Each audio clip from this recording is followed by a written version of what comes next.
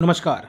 कार्यक्रम अंक ज्योतिष में आपका स्वागत है और आज हम बात करेंगे मूलांक 7 के बारे में। मूलांक 7 के लोग कैसे होते हैं, तो सबसे पहले मैं छोटी सी जानकारी ये दे दूं कि जिनका जन्म 7, 16 और 25 तारीख को हुआ है वो मूलांक 7 के हैं, या जिनका नाम ओ, इंग्लिश लेटर ओ और जेड से आता है वो भी मूलांक 7 हैं। तो मूलांक 7 के लोगों के लिए क्या रहने वाला है उनका आने वाला कल, कैसे वो इसको देख सकते हैं, कैसे जान सकते हैं और कैसे इसमें सुधार कर सकते हैं, इसी बारे में इस वीडियो में हम बात करेंगे।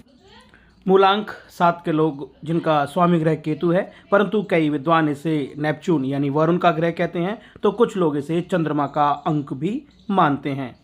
मूलांक 7 वाले व्यक्ति मौलिकता, स्वतंत्र विचार शक्ति और असामान्य व्यक्तित्व के मालिक होते हैं।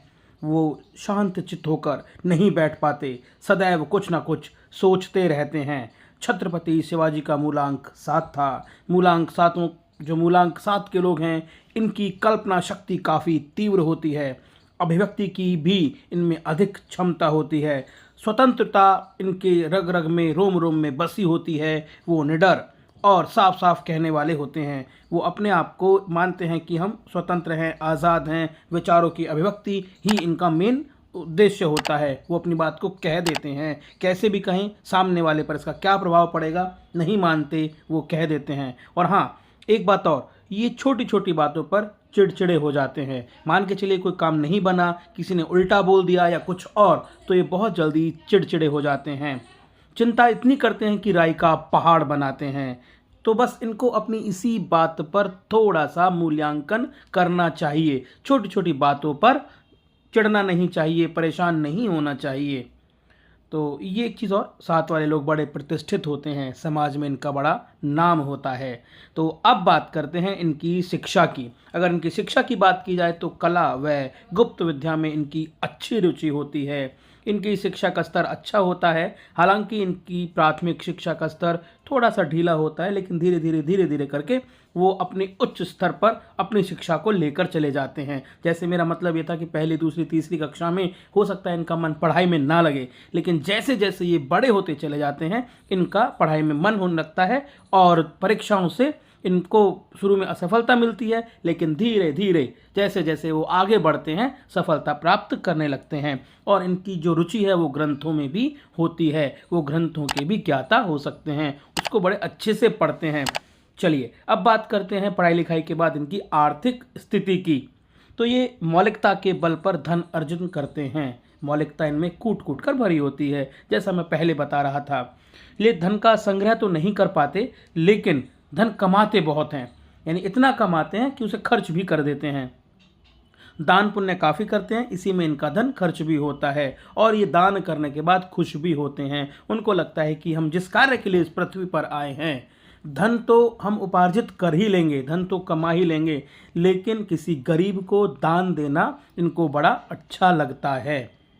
तो इनकी दान पुण्य वाली स्थिति रहती है। आपने देखा भी होगा, छबीले लगाना या लंगर लगाना या कुछ इस तरह के कार्य ये हमेशा करते हैं। पानी के प्याऊ लगाना, ये ऐसे कार्य बहुत करते हैं जिसमें धन प्राप्त करते हैं, कमाते हैं और उसके बाद इसको वो इस तरह खर्च भी करते हैं। अब बात करते हैं इनके संबंधों की।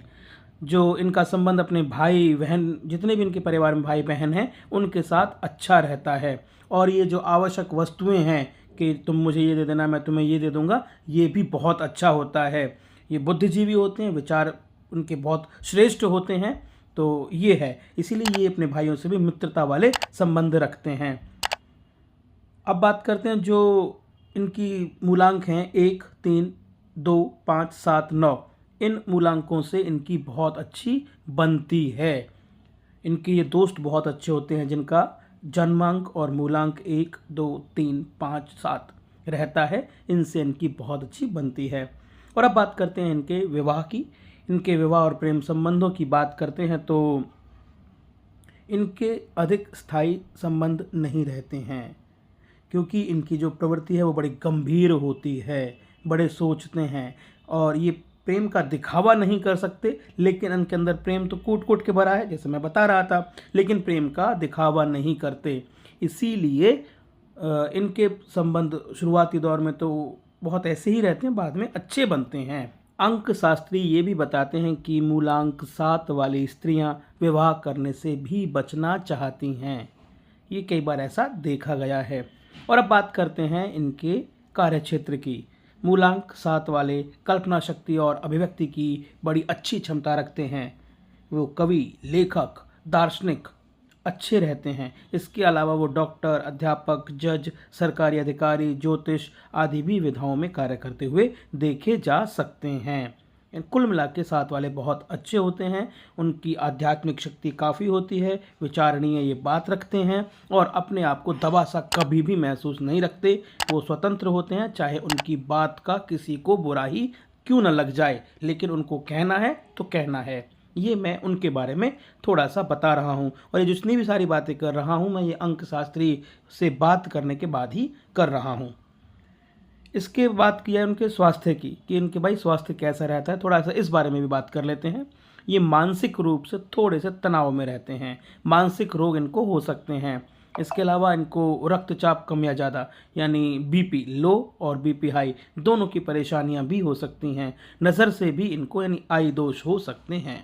और अब बात करते हैं इनके लिए कौन कौन सी तारीखें मुफीद हैं, कौन कौन से वार इनको अच्छे होते हैं और रंग, किस रंग के कपड़े इन्हें पहनने चाहिए। इनके लिए 7, 16 और 25 तारीख बहुत ही शुभ होती है। वार की बात करें तो रविवार, सोमवार और गुरुवार, थर्सडे इनके लिए बहुत अच्छा होता है। अगर वो किसी कार्य की शुरुआत करते हैं तो सोमवार वाले दिन करें और हल्का पीला या काफूरी रंग, हल्का सफ़ेद इस तरह का रंग ये पहन के अगर 7, 16 या 25 तारीख को निकलते हैं तो निश्चित रूप से इनको अच्छा फल प्राप्त होगा। आपको ये जानकारी कैसी लगी? क्या आप 7 नंबर से जुड़े हुए हैं? आपकी जन्मांक और मूलांक 7 है तो क्या आपसे जो मैंने बताया इससे आपकी जो चीज़ें हैं वो मेल खाती हैं? अगर मेल खाती हैं तो कृपया कमेंट करके ज़रूर बताएं। अगर नहीं तो आप ये भी बता सकते हैं कि नहीं मेरा स्वभाव ऐसा है, आपने ऐसा बताया, तो वो भी आप हमें बता सकते हैं। आपको ये वीडियो कैसा लगा? वीडियो में अंत तक बने रहने के लिए आपका बहुत बहुत धन्यवाद। आपका दिन शुभ हो।